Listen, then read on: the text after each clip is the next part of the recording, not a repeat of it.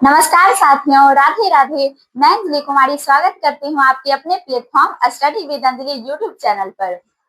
पिछली कक्षा के माध्यम से हमने अंतरिम सरकार को जाना था, यानी जो हमारी अंतरिम सरकार है इसका गठन कैबिनेट मिशन की अनुशंसा पर की गई थी। यह वही कैबिनेट मिशन है जो 24 मार्च 1946 को भारत में आया था। और जब यह भारत आया तो इसने दो सिफारिशें प्रस्तुत की। उसकी पहली सिफारिश थी संविधान सभा का गठन और दूसरी सिफारिश थी कि जब तक हमारा संविधान नहीं बन जाता है तब तक के लिए एक अंतरिम सरकार का गठन किया जाए। तो कल हमने अंतरिम सरकार के बारे में पढ़ा और यह जो अंतरिम सरकार है इसका गठन 2 सितंबर 1946 को किया गया था। और भी इसके आगे हमने बहुत सारे तथ्यों को जाना था, जैसे कि अंतरिम सरकार के कुल कितने सदस्य थे, उसमें मुस्लिम लीग के सदस्यों की संख्या कितनी थी और उन सदस्यों का अलग अलग इंडिविजुअल कौन सा मंत्रालय था, कौन सा मिनिस्ट्री था, इसके बारे में भी हमने देखा। तो आज की कक्षा एक ऐसी ही बहुत इंटरेस्टिंग होने वाली है, क्योंकि आज का जो हमारा टॉपिक है इस टॉपिक से आपके किसी भी कॉम्पिटिटिव एग्जाम्स में, यानी हमारा जो कॉम्पिटिटिव एग्जाम जो कि स्टेट लेवल का हो या फिर सेंट्रल लेवल का, हर कॉम्पिटिटिव एग्जाम्स में इस टॉपिक से तो सवाल बिल्कुल बनते ही हैं। और कोई छोटी मोटी सवाल नहीं बनती है, किसी किसी एग्जाम्स में से तो 3 से 4 नंबर के सवाल बन जाते हैं। और आज का जो हमारा टॉपिक है, लेकिन टॉपिक बताने से पहले हम आप सभी से ये आशा करेंगे कि यदि आप हमारे चैनल पर नए हैं तो चैनल को सब्सक्राइब करके बेल आइकन को ऑल पे क्लिक कर लें, ताकि जब भी हमारी क्लासेस आए तो वह सबसे पहले आप तक पहुंचे। तो अब हम बताने जा रहे हैं अपने टॉपिक के बारे में। तो आज का हमारा टॉपिक है प्रस्तावना। जी हाँ, आप सभी ने सही सुना। आज का जो हमारा टॉपिक है वह है प्रस्तावना। प्रस्तावना जिसे हम अंग्रेजी में प्रियम्बल भी कहते हैं, प्रियम्बल कहते हैं।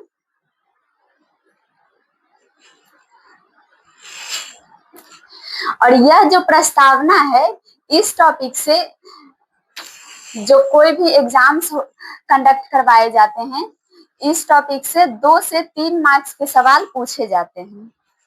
इनका कैटेगरी भले ही अलग अलग हो, लेकिन कुल मिलाकर देखा जाए तो 2 से 3 मार्क्स के सवाल इससे आते हैं। तो आज की क्लास को बिल्कुल एंड तक देखना है, एक भी पार्ट इसका मिस नहीं करना है। और हमारे कमेंट सेक्शन में आपको टेलीग्राम का लिंक भी मिल जाएगा, वहां भी जाकर आप टेलीग्राम को ज्वाइन कर लें।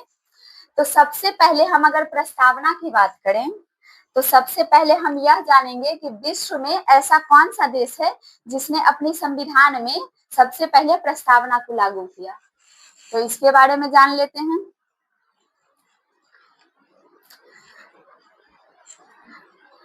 तो अगर हम विश्व की बात करें तो विश्व में अमेरिका ने सर्वप्रथम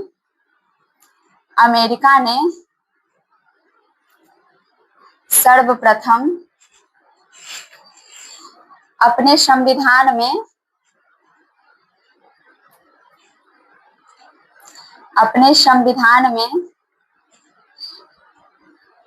हमने 2-3 क्लास पीछे अमेरिका के बारे में कुछ और तथ्य भी जाने थे। यह वही अमेरिका है जिसने सबसे पहले लिखित संविधान को अपनाया था और इसने ही सबसे पहले अपने संविधान में प्रस्तावना को अपनाया।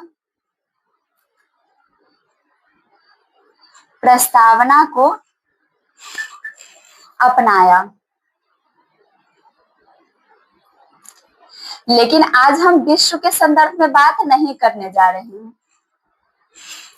आज हम बात करेंगे अपने भारत की प्रस्तावना के बारे में।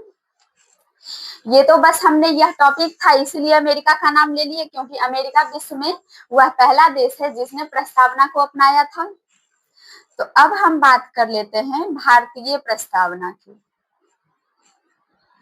भारतीय प्रस्तावना की बात कर लेते हैं।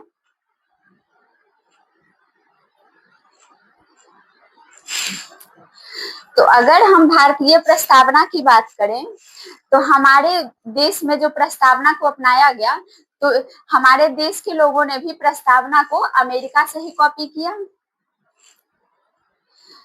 यानी हमारे संविधान में हमारे संविधान में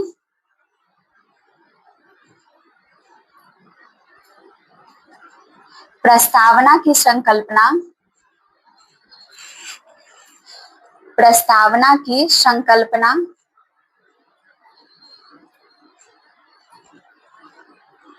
अमेरिका से ली गई।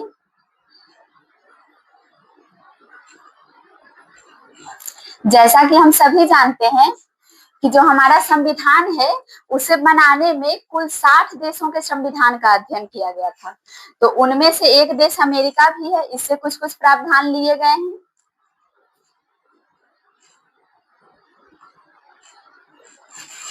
लेकिन अगर हम बात करें प्रस्तावना के भाषा के बारे में, यह जो प्रस्तावना की संकल्पना यानी प्रस्तावना तो ली गई है अमेरिका से, लेकिन जैसे ही बात आएगी प्रस्तावना की भाषा यानी हमारे भारतीय संविधान में जो प्रस्तावना है उसकी भाषा किससे ली गई है, तो उसकी भाषा ऑस्ट्रेलिया से ली गई है।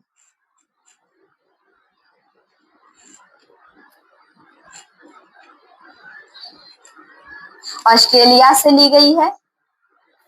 इन दोनों में कंफ्यूजन का कोई बात नहीं रखना है यहाँ, क्योंकि अगर सिर्फ क्वेश्चंस में ये पूछे जाएं कि भारतीय संविधान में जो प्रस्तावना है उसकी संकल्पना, या फिर सिर्फ ये पूछी जाए कि भारतीय संविधान में प्रस्तावना को किस देश से लिया गया है, तब हम अमेरिका को टिक करेंगे। लेकिन वही जब पूछ दिया जाए कि भारतीय संविधान की जो प्रस्तावना है उसका भाषा किस देश से लिया गया है, तब हम ऑस्ट्रेलिया को टिक करेंगे।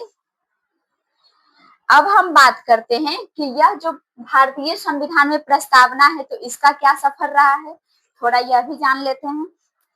तो सबसे पहले हम बात करेंगे कि एक डेट था 13 दिसंबर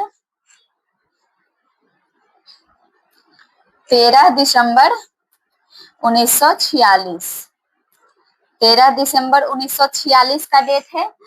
और यह जो 13 दिसंबर 1946 है, क्या यह डेट देखकर आपको कुछ याद आ रहा है? मुझे तो याद आ गया। आप सब भी कमेंट में जरूर बताएंगे कि आपको यह डेट देखकर क्या याद आया है। तो 13 दिसंबर 1946 को संविधान सभा की तीसरी बैठक हुई थी। संविधान सभा की तीसरी बैठक हुई थी। तीसरी बैठक, जिसमें से पहली बैठक 9 दिसंबर 1946, दूसरी बैठक 11 दिसंबर 1946 को हुई थी और तीसरी बैठक 13 दिसंबर 1946 में हुई। और इस दिन यानी 13 दिसंबर 1946 के दिन जवाहरलाल नेहरू ने संविधान सभा की जो तीसरी बैठक थी उसमें जवाहरलाल नेहरू ने उद्देशिका प्रस्ताव को प्रस्तुत किया था संविधान सभा के समक्ष। उद्देशिका प्रस्ताव को प्रस्तुत किया। उसके बाद क्या हुआ कि इसी उद्देशिका प्रस्ताव को, यह जो उद्देशिका प्रस्ताव है, इस उद्देशिका प्रस्ताव को ही वर्तमान में हम प्रस्तावना के नाम से जानते हैं। इसी को हम प्रस्तावना के नाम से जानते हैं। और यह जो उद्देशिका प्रस्ताव है इसे जवाहरलाल नेहरू के द्वारा 13 दिसंबर 1946 के दिन संविधान सभा की तीसरी बैठक में प्रस्तुत किया गया और इसे संविधान सभा ने इस उद्देशिका प्रस्ताव को संविधान सभा ने 22 जनवरी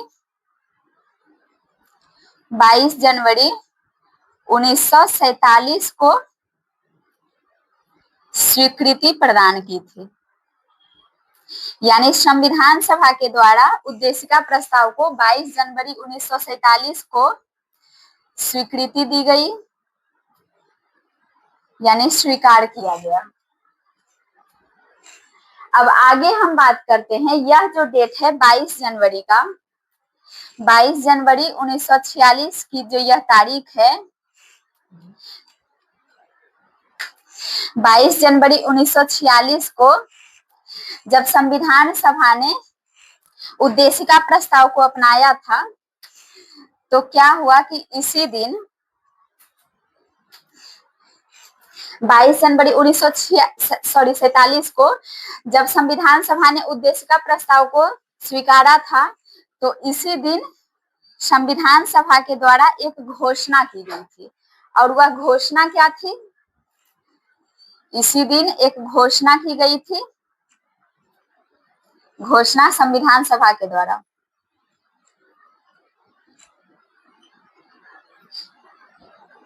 संविधान सभा ने घोषणा की, और यह घोषणा क्या था कि हम भारतीयों को एक प्रस्तावना देंगे, प्रस्तावना नहीं, संविधान देंगे। हम भारतीयों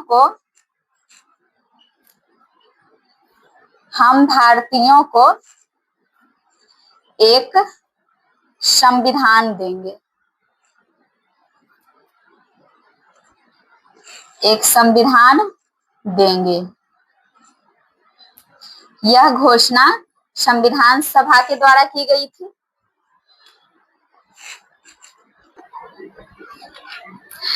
अभी हमने देखा कि 22 जनवरी 1947 को क्या हुआ था।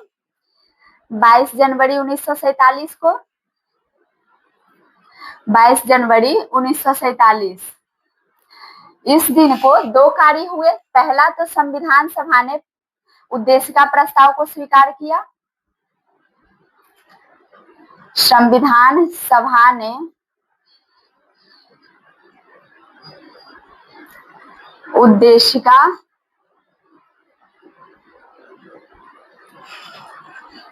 प्रस्ताव को स्वीकार किया। प्रस्ताव को स्वीकार किया।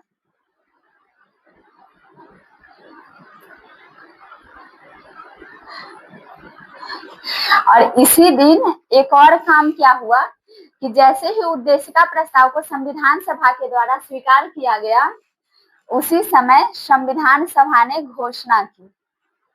संविधान सभा ने घोषणा की।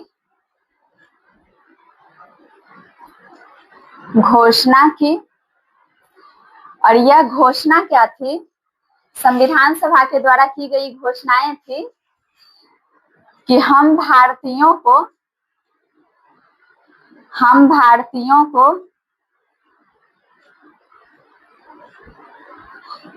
एक संविधान देंगे। यस, एक संविधान देंगे।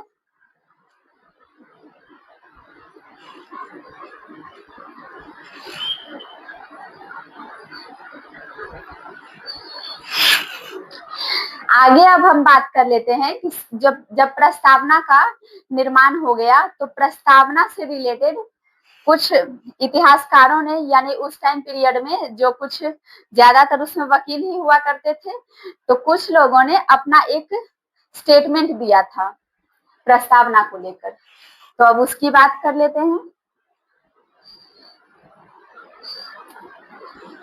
प्रस्तावना से संबंधित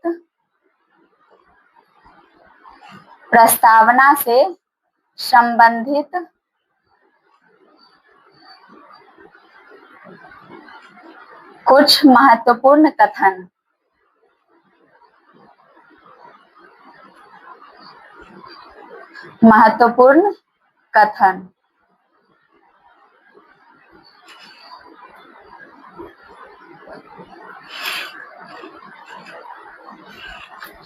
कोई स्टेट पीसीएस में ना यह कथन से 2 नंबर के सवाल बन जाते हैं। तो इनमें से हम पहला कथन देखेंगे बाबा साहेब भीमराव अंबेडकर का।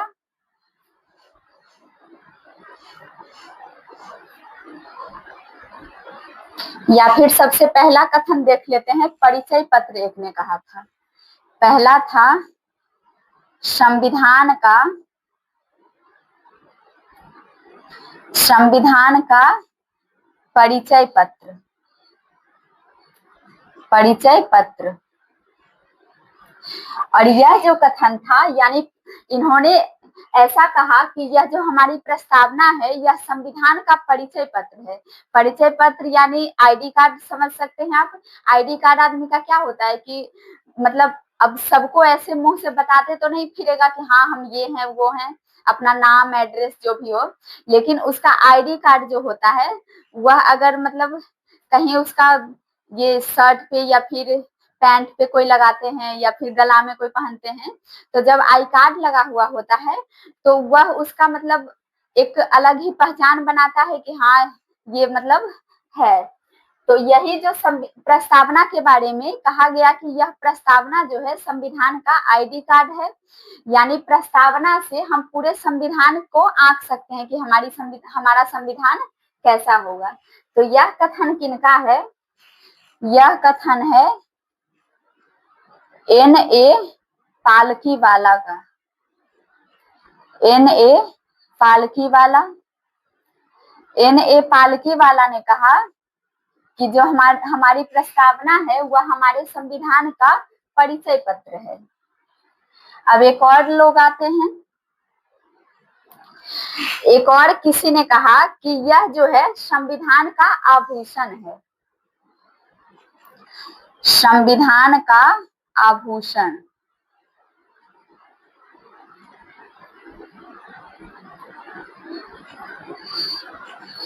जैसे कोई भी लोग आभूषण पहन के क्या मतलब ज्यादा सुंदर दिखने लगते हैं, ऐसे मतलब बिना आभूषण के लोग खाली खाली लगते हैं, लेकिन वही अगर आभूषण से सुसज्जित हो जाए तो वह थोड़ा ज्यादा खूबसूरत दिखते हैं। तो एक ने कहा कि यह जो हमारी प्रस्तावना है यह संविधान का आभूषण है, यानी हमारे संविधान में प्रस्तावना को सम्मिलित करने से जो हमारा संविधान है वह और ही ज्यादा आकर्षक रोचक बन गया है। तो यह कथन किनका है? तो यह कथन है ठाकुरदास भार्गव का। लेकिन ठाकुरदास भार्गव ने इसे एक और चीज कहा है। ठाकुरदास भार्गव ने एक और चीज कहा है। इन्होंने कहा है कि जो हमारी प्रस्तावना है वह संविधान की आत्मा है। संविधान की आत्मा है। यह दोनों कथन है बाबा ठाकुरदास भार्गव का। बाबा ठाकुरदास भार्गव का यह कथन है। उन्होंने सबसे पहले कहा कि यह जो हमारी प्रस्तावना है यह संविधान का आभूषण है, यानी हमारे संविधान में अगर प्रस्तावना को जब हमने सम्मिलित कर लिया है तो हमारा संविधान और भी आकर्षक रोचक बन गया है। और दूसरा कथन इनका है कि प्रस्तावना जो है वह संविधान की आत्मा है, यानी जैसे शरीर में आत्मा होती है, यानी आत्मा से ही शरीर का सब कुछ होता है, अगर शरीर से आत्मा निकल जाए फिर तो उस शरीर का कुछ बचता नहीं है। तो ठीक उसी प्रकार एक आत्मा, शरीर के अंदर जो आत्मा स्थित होता है उससे ठाकुरदास भार्गव ने कंपेयर किया है प्रस्तावना को। अब नेक्स्ट कथन देख लेते हैं। तो एक कथन है K.M. मुंशी का, और उन्होंने प्रस्तावना को क्या कहा? उन्होंने प्रस्तावना को कहा राजनीतिक जन्म कुंडली या फिर किसी किसी बुक्स में जन्म पत्री भी मिलता है। तो ये दोनों वर्ड सेम ही है, इनमें ज्यादा कंफ्यूजन नहीं रखना है। राजनीतिक जन्म कुंडली या फिर जन्म पत्री, ये किनका कथन है? तो यह कथन है K.M. मुंशी जी का। K.M. मुंशी का कथन है। यानी जैसे आप सभी ने अपने घरों में देखा होगा कि जब भी कोई बच्चा जन्म लेता है तो उसका एक जन्म कुंडली बनाया जाता है। अब यह सच हो या ना हो, लेकिन सबका ऐसा मानना होता है कि जन्म कुंडली में जो कुछ भी लिखा होता है उस बच्चे के लाइफ में वही सब होता है। तो मतलब यह थोड़ा अलग विषय है, लेकिन यहाँ जब के एम मुंशी ने जन्म कुंडली कहा, राजनीतिक जन्म कुंडली, इस वर्ड पे ध्यान दीजिएगा। पॉलिटी में क्या होता है ना कि सब शब्द का खेल है, एक एक शब्द का अलग अर्थ भी निकाला जा सकता है, लेकिन पॉलिटी में उस शब्द का एक अलग ही अर्थ होता है। तो यहाँ इन्होंने कहा राजनीतिक जन्म कुंडली है, यानी यह जो हमारी प्रस्तावना है यह पूरे संविधान को एक राजनीतिक रूप में प्रदर्शित कर देता है। यानी जैसे देखिए हमारा संविधान बहुत विस्तृत है, यह विश्व का सबसे बड़ा लिखित संविधान है। तो क्या हम इस संविधान को मतलब जैसे हमारा जो पूरा संविधान है उसे हम एक जगह ऐसे लिख के हमेशा मतलब लेके साथ में नहीं चल सकते। लेकिन आपने देखा होगा जो सरकारी विद्यालयों में जो पुस्तकें होती है उनमें संविधान की प्रस्तावना दी गई होती है। तो इन्होंने ठीक उसी प्रकार से आंका है कि जैसे हम पूरा संविधान को कहीं नोट कर के हमेशा नहीं लेके चल सकते, लेकिन वहीं अगर हम प्रस्तावना की बात करें तो प्रस्तावना को एक नोट में व्यवस्थित किया जा सकता है और उस प्रस्तावना के द्वारा हम यह समझ सकते हैं कि यह जो मतलब उसको प्रस्तावना को क्या बोल सकते हैं कि यह संविधान का एक संक्षिप्त स्वरूप है। हाँ, यह बोल सकते हैं कि संविधान का यह संक्षिप्त स्वरूप है, यानी हम प्रस्तावना के माध्यम से यह जान सकते हैं कि हमारा संविधान जो है उसका क्या स्वरूप होता है। तो इन्होंने यहाँ राजनीतिक जन्म कुंडली के माध्यम से यही बताने की कोशिश की। अब नेक्स्ट एक आता है, एक कथन है जिसमें कहा गया है कि यह संविधान का मूल नोट है। संविधान का मूल नोट, यानी प्रस्तावना जो है संविधान का मूल नोट है। और यह कथन किनका है? तो एक थे हमारे ब्रेकर साहब, इनका यह कथन है। ब्रेकर महोदय ने कहा कि यह जो हमारी प्रस्तावना है वह संविधान का मूल नोट है, यानी मेन रूप से अगर हमने प्रस्तावना को एक बार देख लिया तो इससे हम यह जान सकते हैं कि हमारे संविधान का क्या स्वरूप है। जो ऊपर के कथन है सबका मतलब मायने अगर देखिएगा तो सेम ही निकलेगा, लेकिन सबने अपने अपने तरीके से सोचा है इसे और अपने अपने तरीके से उसे शब्दों में गढ़ा है। तो बस शब्द का ही यहाँ खेल है, बाकी सबका मतलब लगभग वही है। अब आगे अगर हम बात करें, लेकिन आपको यहाँ मतलब से नहीं जाना है। जब भी सवाल ऐसे बनेंगे कि संविधान का परिचय पत्र किन्होंने कहा है प्रस्तावना को, तो एन पालकी वाला आपको लगाने ही पड़ेंगे। वहां ये नहीं चलेगा कि सबका मतलब एक ही था। अब अगली हम बात करें तो एक कथन है कि संविधान अगर शरीर है, संविधान अगर शरीर है तो प्रस्तावना तो उद्देशिका, यहाँ उन्होंने उद्देशिका का ही इस्तेमाल किया था। उद्देशिका उसकी आत्मा है, उसकी आत्मा है।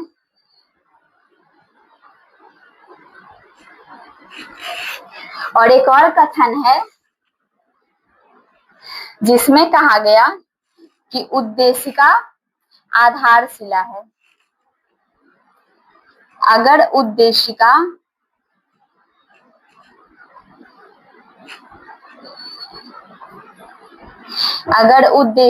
आधारशिला है,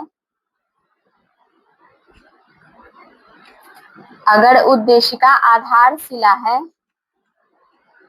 तो संविधान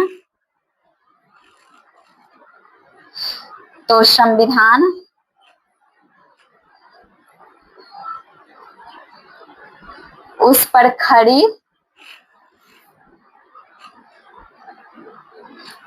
खड़ी अट्टालिका है। अट्टालिका यानी एक विशाल महल, अट्टालिका है। और यह जो दोनों कथन है, यह दोनों जो कथन है यह किनका है? तो इसमें नाम आता है सुभाष कश्यप का। सुभाष कश्यप का नाम आता है।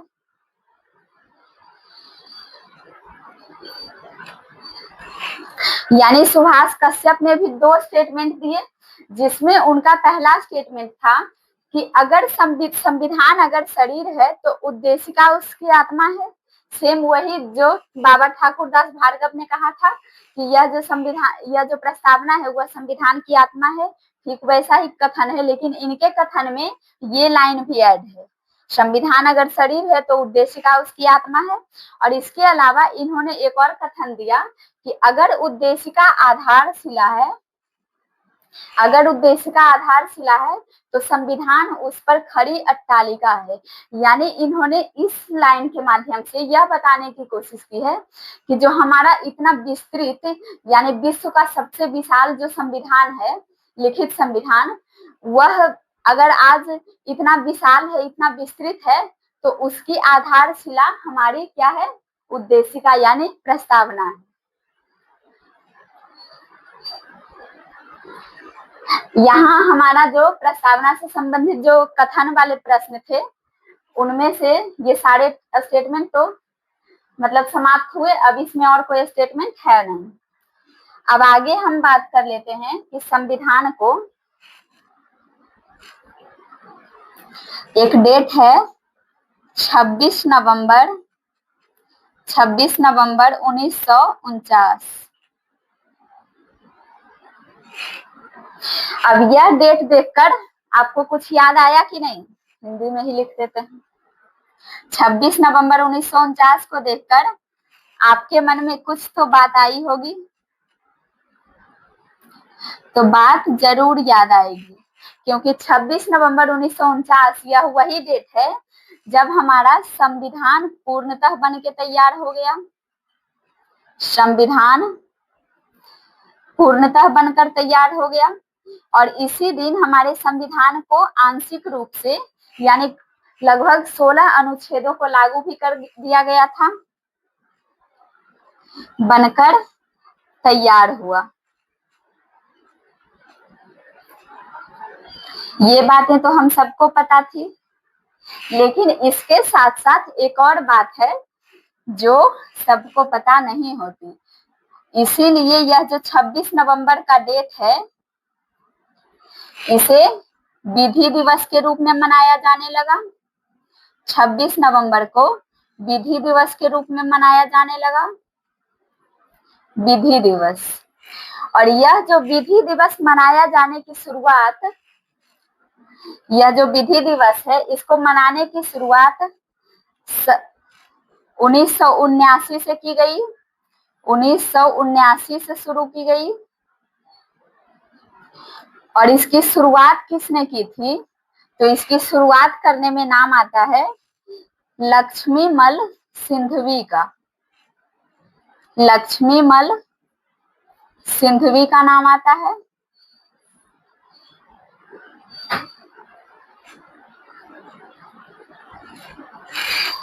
यानी यह जो 26 नवंबर 1949 की तारीख है, इस दिन हमारा संविधान पूर्णतः बनकर तैयार हो गया था।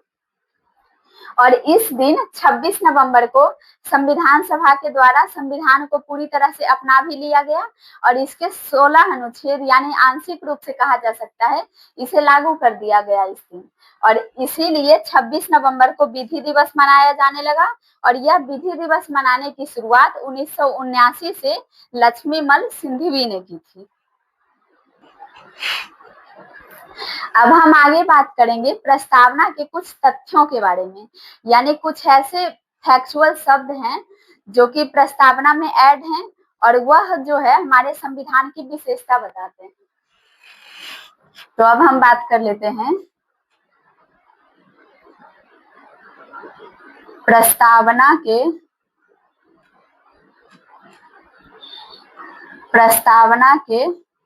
महत्वपूर्ण तथ्य।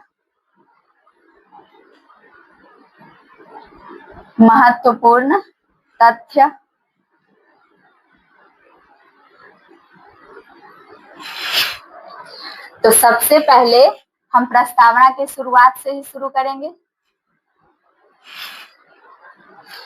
तो जब जैसे ही प्रस्तावना की शुरुआत होती है उस टाइम में क्या बोला जाता है, हम भारत के लोग, यानी वहां यह दर्शाया जाता है कि भारत की जो मेन शक्तियां हैं वह भारत की जनता, भारत के लोगों में निहित है। तो सबसे पहले हम यहीं से शुरुआत करेंगे,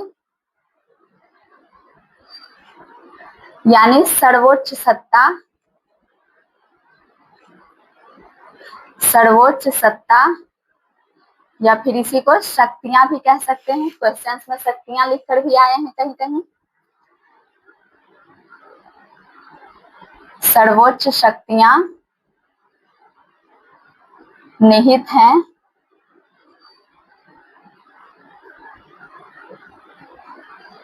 यह कहाँ निहित है, तो सर्वोच्च शक्तियां यदि भारत की बात की जाए तो भारत की सर्वोच्च शक्तियां भारत की जनता में निहित है, भारत की जनता में।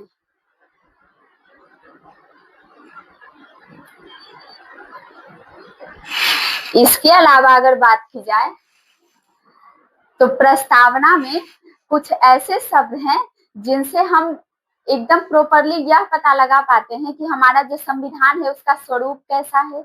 यानी यदि बाय नेचर बात की जाए तो भारतीय संविधान कैसा है, तो संविधान का स्वरूप, यानी प्रस्तावना का ऐसा ऐसा कौन सा शब्द है जिससे यह पता चलता है कि हमारा भारतीय संविधान का स्वरूप क्या है। तो यदि संविधान का स्वरूप जाने तो इनमें से 4-5 शब्द हैं जिनसे यह पता चलता है। तो सबसे पहले हम पहले वर्ड की बात करेंगे। तो पहला है संपूर्ण प्रभुत्व संपन्न, संपूर्ण प्रभुत्व संपन्न।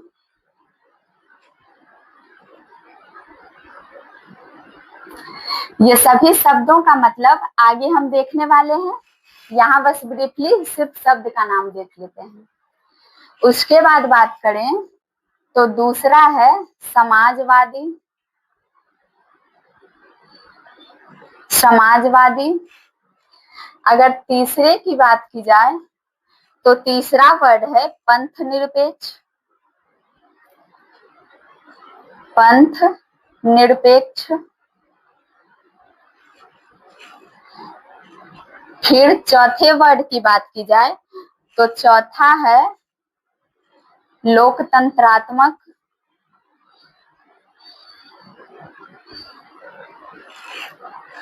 और पांचवा वर्ड है गणराज्य। यानी यह जो 5 शब्द हैं जिनमें पहला है संपूर्ण प्रभुत्व संपन्न, फिर समाजवादी, पंथ निरपेक्ष, लोकतंत्रात्मक और गणराज्य, यह पांचों शब्द ऐसे हैं जिन शब्दों से हमें अपना भारत का संविधान का स्वरूप पता चलता है। यानी जैसे कि हम बात कर लें संपूर्ण प्रभुत्व संपन्न के बारे में, तो यह शब्द बताता है कि जो हमारा देश भारत है वह संपूर्ण प्रभुत्व संपन्न है। अब यह प्रभुत्व संपन्न शब्द का मतलब क्या हुआ कि प्रभुत्व संपन्न का मतलब हुआ कि यह अपने आंतरिक और बाह्य फैसले स्वयं ले सकता है, इसमें किसी भी अदर कंट्री या फिर कोई भी मतलब अंतरराष्ट्रीय संस्था है उसका कोई हस्तक्षेप नहीं होगा। आगे हम शब्दों का मतलब भी जानेंगे, बस यहाँ ब्रीफली हम शब्द लिख दिए हैं। इसके आगे हम बात करेंगे तो एक और फैक्ट है संविधान का उद्देश्य, यानी प्रस्तावना में कुछ ऐसे भी वर्ड हैं जो यह सीधे इस तरफ इशारा करते हैं कि हमारा जो संविधान है उसका उद्देश्य क्या है। संविधान का उद्देश्य, तो अब हम उन शब्दों के बारे में जान लेते हैं। तो संविधान के उद्देश्य में पहले वर्ड की बात की जाए तो पहला वर्ड है हमारा न्याय। अगर दूसरे की बात की जाए तो न्याय के बाद स्वतंत्रता, फिर उसके बाद समता, और एक आखिरी वर्ड है बंधुत्व, बंधुत्व। यहाँ घबराने की बात बिल्कुल नहीं है कि अंजलि मैम ने तो बस नाम लिखाकर कुछ समझाया ही नहीं, बस नाम लिखाकर हट गई। अभी हम बस यहाँ ब्रीफली नाम लिख रहे हैं, फिर एक एक शब्द को आगे बहुत एक्सप्लेन करेंगे। और एक और तथ्य है, लास्ट है अधिनियमन। और यह अधिनियमन का अर्थ होता है कि जो हमारा संविधान है उसे हमारे संविधान सभा ने कब स्वीकार किया। तो संविधान को स्वीकार किया गया था 26 नवंबर 1949 को। अधिनियमन किया गया 26 नवंबर 1949 को। अब ये सब शब्द हैं, इन शब्दों का एक एक करके हम अर्थ जान लेते हैं। तो अब हम बात करेंगे प्रस्तावना के शब्दों का अर्थ के बारे में।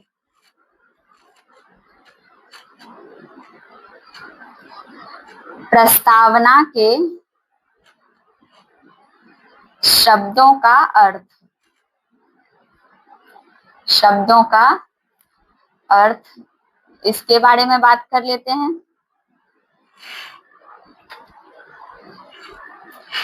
तो सबसे पहले हम बात करेंगे जो हमारी प्रस्तावना का पहला शब्द है, हम भारत के लोग। इसका जो पहला शब्द है, इससे ही लिख लेते हैं। हमारी प्रस्तावना का जो पहला वर्ड है, हम भारत के लोग, हम भारत के लोग। तो यह जो वर्ड है हम भारत के लोग, इसका अर्थ क्या होता है? तो इसका अर्थ होता है कि भारत की सर्वोच्च सत्ता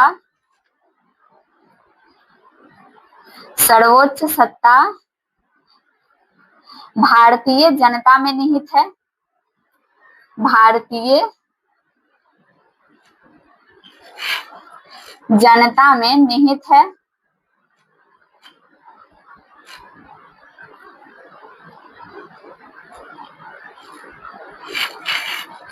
इसके अलावा आगे हम बात करेंगे तो हमारा दूसरा वर्ड है संपूर्ण प्रभुत्व संपन्न। हमारा दूसरा वर्ड है संपूर्ण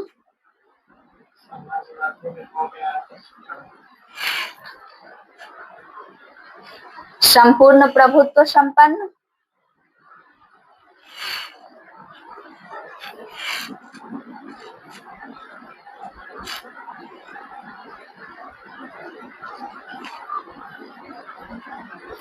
अब यह जो वर्ड है संपूर्ण प्रभुत्व संपन्न, इसका अर्थ क्या होता है? तो इसका अर्थ है, सबसे पहले तो हम भारत की बात कर लें तो भारत एक संप्रभु देश है। संप्रभु देश है। अब यह संप्रभु देश है, यह हम कैसे मान लेंगे? ऐसी कौन सी विशेषता है जिससे हम यह जान पाएंगे कि हमारा देश भारत एक संप्रभु देश है? तो अब इसकी बात भी कर लेते हैं। तो संप्रभु का मतलब है कि भारत अपने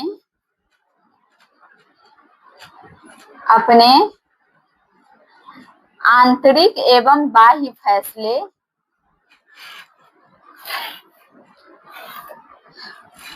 आंतरिक एवं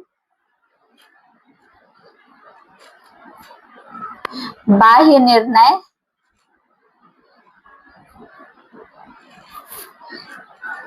लेने में स्वतंत्र है।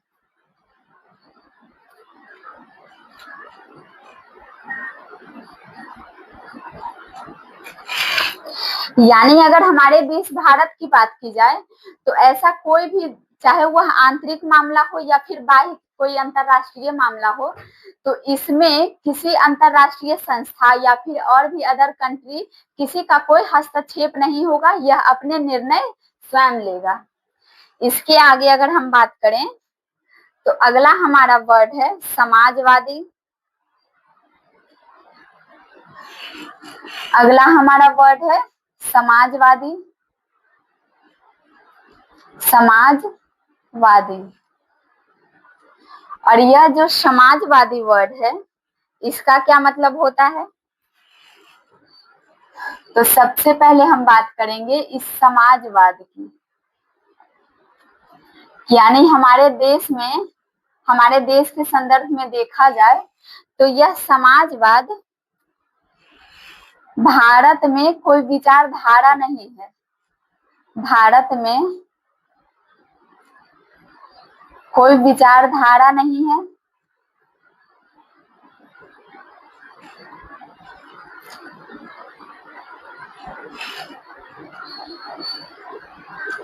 नहीं है, बल्कि जैसे हम यूरोपीय कंट्री की बात करें, अगर हम यूरोपीय कंट्री की बात करें तो यूरोपीय देशों में क्या होता है कि उन देशों में समाजवाद का मतलब एक विस्तृत विचारधारा है, यानी वहां समाजवाद बहुत ही तेजी से एक विचारधारा के रूप में फैला हुआ है। लेकिन हमारे भारत के संदर्भ में ऐसा बिल्कुल नहीं है। तो भारत के संदर्भ में क्या है यह भी जान लेते हैं। विचारधारा नहीं बल्कि नीति है। यह एक भारत के संदर्भ में यह एक पॉलिसी है। और यह पॉलिसी कैसे है तो इसकी बात कर लेते हैं। तो यहाँ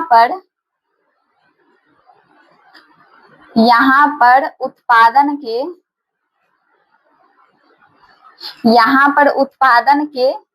साधनों पर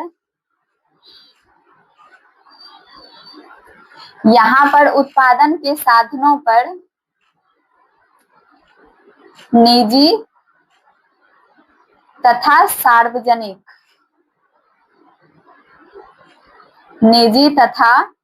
सार्वजनिक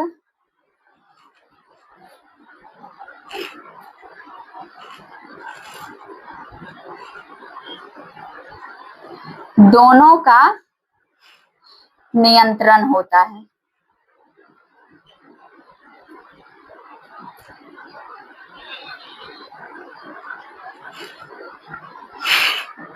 जैसे अभी हमने यूरोपीय कंट्रीज की बात की, तो यूरोपीय कंट्री में यह एक विचारधारा है, यानी कि जो भी वहाँ कोई भी उत्पादन के साधन है तो उन्हें प्रॉपरली सभी वर्गों में विभाजित करके देखा जाता है। लेकिन भारत के संदर्भ में ऐसा नहीं है। भारत के संदर्भ में यदि समाजवाद की बात की जाए तो यहाँ यह एक पॉलिसी है, यानी नीति है, जिसके अंतर्गत उत्पादन के कोई भी साधन है तो उसमें निजी यानी एक किसी खास व्यक्ति का और फिर सार्वजनिक, यानी सार्वजनिक का मतलब सरकार या फिर राज्य कह सकते हैं, क्योंकि पॉलिटी में देश को ही राज्य का दर्जा दिया गया है, उनका नियंत्रण होता है। तो इसी कारण से हम यह कह सकते हैं कि भारत के संदर्भ में समाजवाद एक पॉलिसी है, ना कि एक विचारधारा। अब इसके आगे हम अगले वर्ड की बात करें तो अगला वर्ड हमारा क्या था? अगला वर्ड था हमारा पंथ निरपेक्ष। पंथ निरपेक्ष।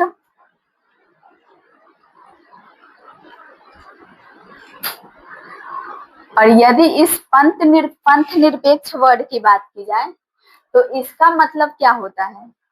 इसका जो यह पंथ निरपेक्ष वर्ड है इसका मतलब यह होता है कि राज्य कोई स्पेशल एक धर्म को बढ़ावा नहीं देगा, यानी राज्य के लिए सभी धर्म के लोगों के प्रति समान व्यवहार होगा। और मैंने जैसे पहले भी कहा था कि यह जो राज्य हम वर्ड लेंगे जब भी, तो राज्य का मतलब कोई राज्य जैसे बिहार हो गया, यूपी, ये नहीं समझना है। पॉलिटी में भारतीय संविधान जो है इसमें राज्य का मतलब केंद्र को माना जाता है। तो पंथ निरपेक्ष का मतलब है कि राज्य का अपना कोई धर्म नहीं है, अपना कोई धर्म नहीं है। ऐसा नहीं है कि राज्य सिर्फ हिंदू धर्म के लोगों को बढ़ावा देगी या फिर मुस्लिम धर्म के लोगों को, तो ऐसा नहीं है, बल्कि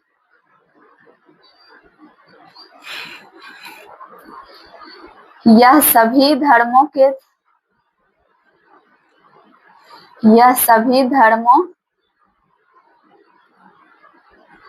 के साथ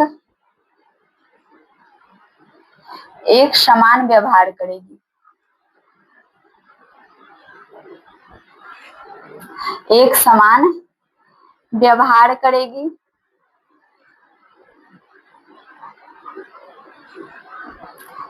यानी हमारा देश भारत जो है वह किसी एक विशिष्ट धर्म को बढ़ावा नहीं देगा। यहाँ कोई भी धर्म हो, हिंदू, मुस्लिम, सिख, ईसाई, जैन, पारसी, बौद्ध, कोई भी धर्म के लोग हों, यहाँ सभी धर्मों का एक समान होगा यहाँ पे व्यवहार उसके साथ। अब अगले वर्ड की बात करें तो अगला वर्ड था हमारा लोकतंत्रात्मक, यानी लोकतंत्र। तो लोकतंत्र का मतलब तो आप सभी बहुत अच्छी तरह से जानते हैं। लोकतंत्र का मतलब यहाँ हुआ लोगों का शासन। लोगों का शासन।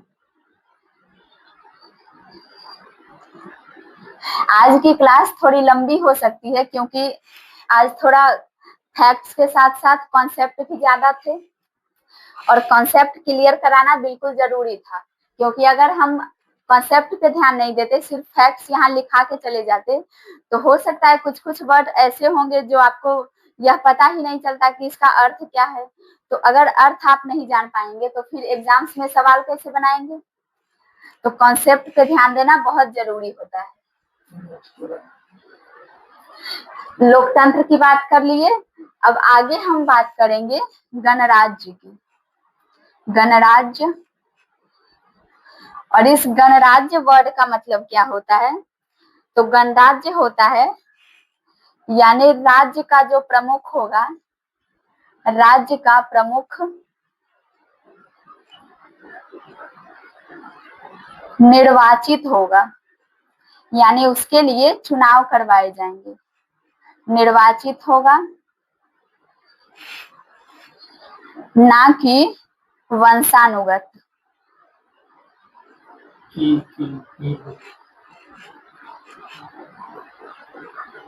ना कि वंशानुगत, यानी राज्य का जो प्रमुख होगा। जैसे आज हमारे देश भारत का प्रमुख कौन होते हैं, तो हमारे देश में आज राष्ट्रपति प्रमुख हैं। तो राष्ट्रपति के लिए क्या वह वंशानुगत पद है, तो ऐसा बिल्कुल नहीं है। तो राष्ट्रपति का जैसे चुनाव होता है, वंशानुगत का मतलब कि जैसे पहले राजा महाराजा के टाइम में होता था कि अगर पिता राजा है तो उसके पुत्र मतलब उस गद्दी के लायक हो या ना हो, लेकिन उसके पुत्र ही राजा बनेंगे। तो आज के टाइम में ऐसा नहीं है। आज जब जो भी राज्य का प्रमुख होगा वह निर्वाचित होगा, यानी कि उसके लिए चुनाव करवाए जाएंगे और चुनाव में जो विजयी होगा वही देश का राज्य प्रमुख बनेगा। अब अगले वर्ड की बात की जाए तो हमारा अगला वर्ड था न्याय। हमारा अगला वर्ड था न्याय।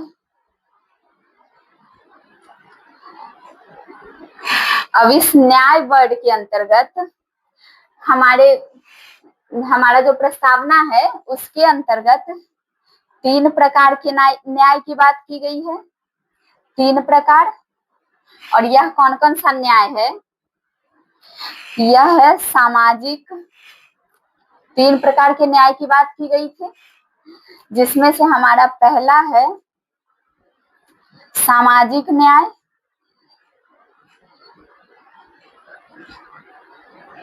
सामाजिक, दूसरा है आर्थिक।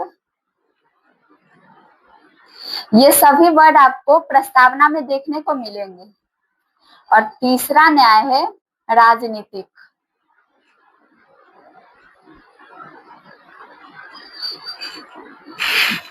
यानी हमारा देश भारत जो है वह अपने नागरिकों से यह दावा करता है कि उसे सामाजिक न्याय दिए जाएंगे। सामाजिक न्याय अब कैसे होगा?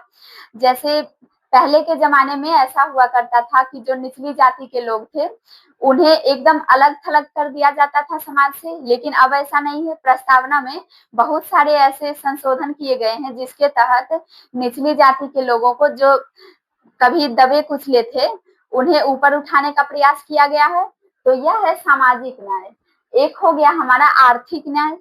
तो आर्थिक न्याय के तहत जो हमारा केंद्र है यानी राज्य है, वह अपने नागरिकों को यह सुनिश्चित करवाता है कि उसके जो मतलब कोई राज्य के अंतर्गत कोई भी उत्पादन के साधन है तो उनमें संपूर्ण भारतवासियों का अधिकार होगा। और अगर हम बात करें राजनीतिक न्याय की, तो राजनीतिक न्याय के अंतर्गत ऐसा मतलब दावा किया जाता है कि जो भारत के कोई भी लोग हैं उन्हें राजनीतिक तौर पर, यानी अगर वो चाहे एक वोट के अधिकारी ही क्यों ना हो या फिर एक वोट देने से लेकर वोट के प्राप्तकर्ता तक, उनके साथ कोई भेदभाव नहीं किया जाएगा। तो ये हो गया हमारा राजनीतिक न्याय। और अगर न्याय की बात की जाए तो इन तीनों प्रकार का न्याय लिया गया है रूसी क्रांति से। इन तीनों प्रकार के न्याय को रूसी क्रांति से लिया गया है, रूस की क्रांति से लिया गया है।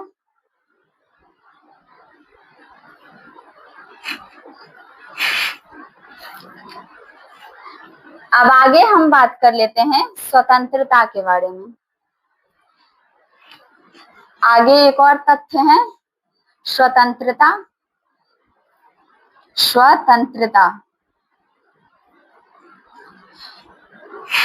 और हमारे प्रस्तावना में 5 प्रकार की स्वतंत्रता की बात की गई है। अगर स्वतंत्रता की बात करें तो 5 प्रकार की स्वतंत्रता की बात की गई है, जिनमें से पहला स्वतंत्रता है विचारों की स्वतंत्रता, यानी विचार। दूसरा है अभिव्यक्ति की स्वतंत्रता,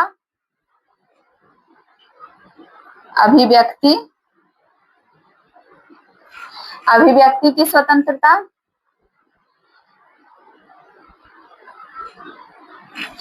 अगर तीसरे की बात करें तो तीसरा है हमारा विश्वास की स्वतंत्रता, विश्वास। चौथा है हमारा धर्म की स्वतंत्रता और 5वां है उपासना की स्वतंत्रता। अब अगर हम बात करें स्वतंत्रता के बारे में तो इसके अंतर्गत 5 प्रकार की स्वतंत्रताएं भारत के नागरिकों को प्रदान की गई है, जिसमें से पहला है विचार की स्वतंत्रता। विचार यानी भारत के नागरिक कुछ भी अपने आप को कुछ भी सोचने समझने और उसके अनुसार अपने आप को डेवलप करने के लिए स्वतंत्र हैं। उसके आगे है अभिव्यक्ति की स्वतंत्रता, यानी हमारे जो भारत के नागरिक हैं वह अपने मतलब किसी भी बात को, किसी भी विचारों को दूसरे के समक्ष, चाहे वह आज के जमाने में अगर देखा जाए तो सोशल मीडिया हो या फिर कोई भी पत्र पत्रिकारिता हो, उसमें अभिव्यक्त करने के लिए स्वतंत्र हैं। इसके आगे हम बात करेंगे विश्वास की स्वतंत्रता। यह विश्वास की स्वतंत्रता क्या होती है? तो यह विश्वास की स्वतंत्रता के अंतर्गत राज्य जो है अपने नागरिकों को यह स्वतंत्रता प्रदान करता है कि वह अपने अनुसार कोई भी धर्म हो, कोई भी जाति, जैसे होते हैं लोग कि जन्म के समय उनका जाति या फिर धर्म कुछ और है, बाद में उसे उन्होंने परिवर्तित कर लिया, तो वह कोई भी धर्म में विश्वास करने में या फिर अगर कुछ भी वैसी चीजें हैं जिनमें विश्वास करने में वह पूर्णतः स्वतंत्र है, उन पर किसी का दबाव नहीं दिया जा सकता है। आगे हम बात करते हैं धर्म की स्वतंत्रता। तो धर्म की स्वतंत्रता के अंतर्गत नागरिकों को यह स्वतंत्रता प्रदान की गई है कि यदि वो नागरिक किसी और धर्म में विश्वास रखते हैं, किसी और धर्म को अपनाते हैं, तो उनमें राज्य का या फिर किसी भी सार्वजनिक संस्था का कोई हस्तक्षेप नहीं होगा।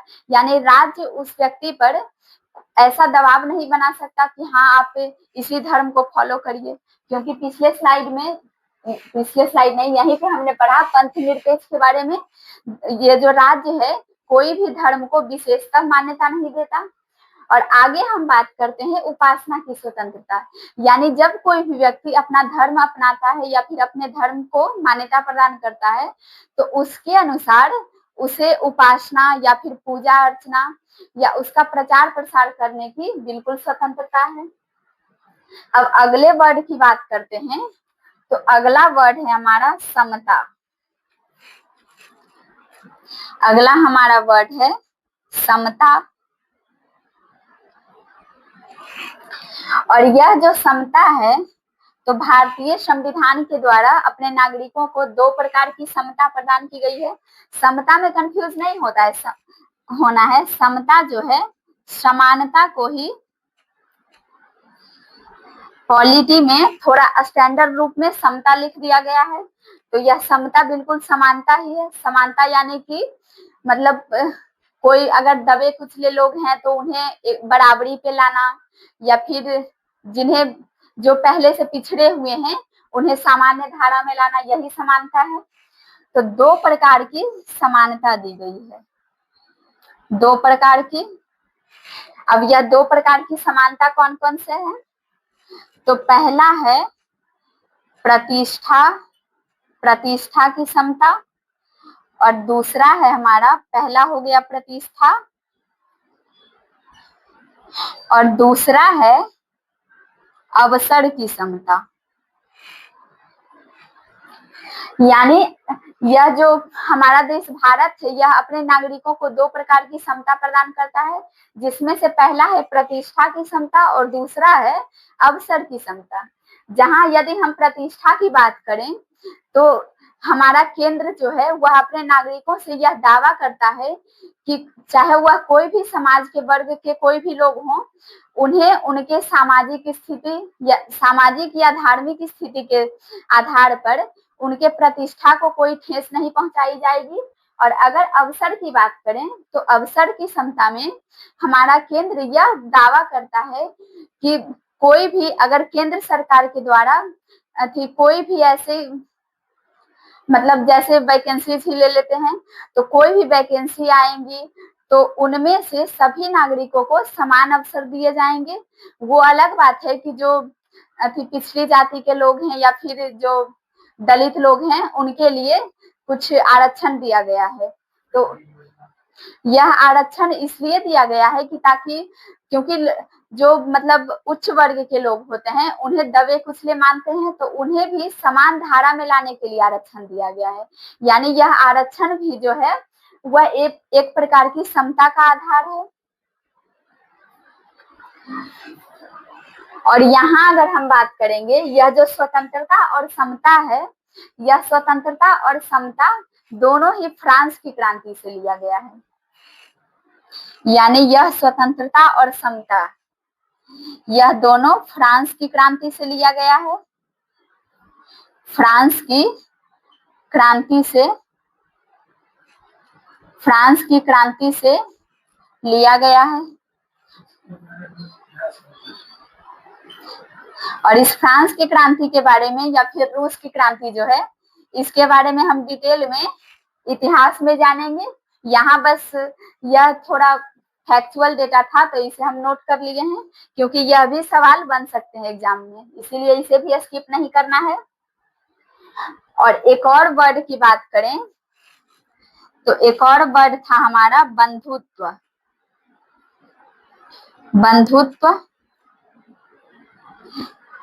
और अगर इस वर्ड की बात करें बंधुत्व की, तो बंधुत्व का मतलब होता है भाईचारा।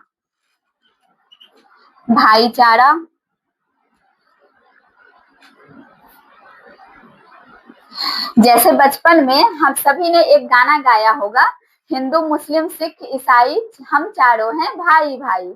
तो इसका मतलब बिल्कुल यही था। यानी हमारी जो प्रस्तावना का यह वर्ड है बंधुत्व, यह भारत के नागरिकों को यह सिखाता है कि भले ही हमारे धर्म अलग अलग हों, जाति अलग अलग हों, लेकिन हम सभी एक परिवार हैं, एक भाई हैं। अब आगे वर्ड की बात करें, अगले स्लाइड में देख लेते हैं। अब अगर अगले वर्ड की बात करें तो अगला वर्ड है हमारा बंधुत्व तक हमने देख लिया था। अब अगला वर्ड है हमारा अंगीकृत। अंगीकृत, और इस अंगीकृत का मतलब होता है स्वीकार करना। स्वीकार करना, स्वीकार करना। अब इसके आगे हम बात करें तो एक वर्ड आता है प्रस्तावना में अधिनियमित। अधिनियमित, यदि हम केवल प्रस्तावना, पूरी प्रस्तावना को पढ़ लें तो हम उससे बहुत कुछ जान पाएंगे।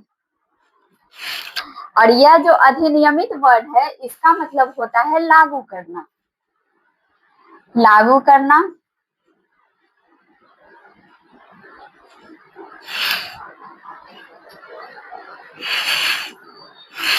इसके आगे एक और वर्ड है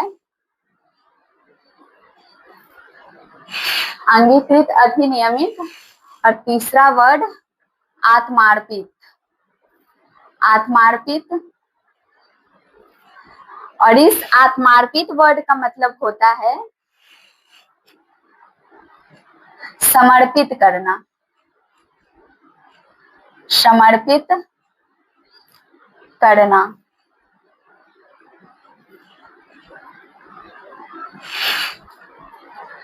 और यह जो तीनों वर्ड हैं, ये तीनों जो वर्ड हैं, अगर संविधान की बात करें तो संविधान की प्रस्तावना में ये तीनों वर्ड दिए गए हैं। जैसे संविधान की प्रस्तावना पढ़ेंगे तो लास्ट में यह दिया गया है आज तारीख 26 नवंबर 1949 2006 विक्रम संवत को अंगीकृत, अधिनियमित और आत्मार्पित करते हैं।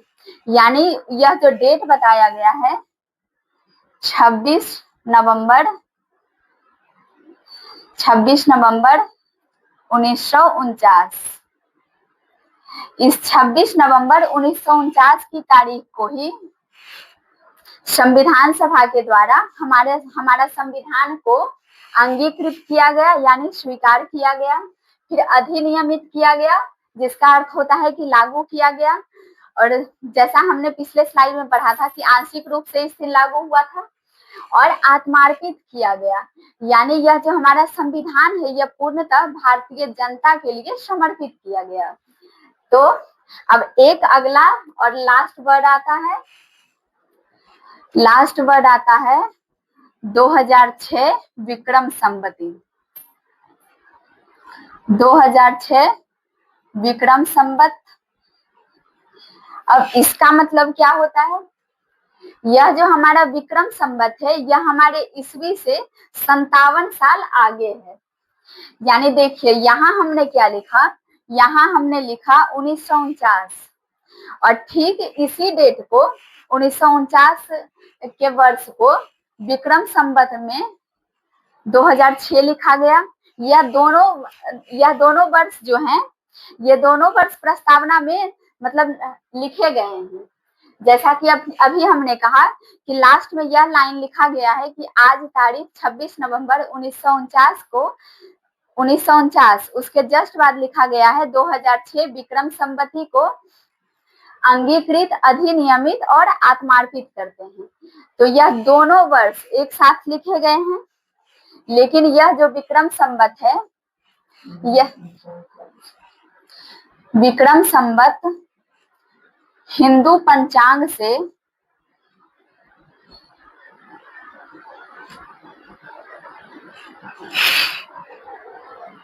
नहीं, सॉरी, विक्रम संवत ही हिंदू पंचांग को दर्शाता है। यह जो है ईस्वी से 57 वर्ष आगे है। 57 वर्ष आगे है। यानी यह जो 2006 का वर्ष है, इस 2006 में यदि हम 57 घटा देते हैं तो क्या हमें मिल जाएगा? 9 4 1949।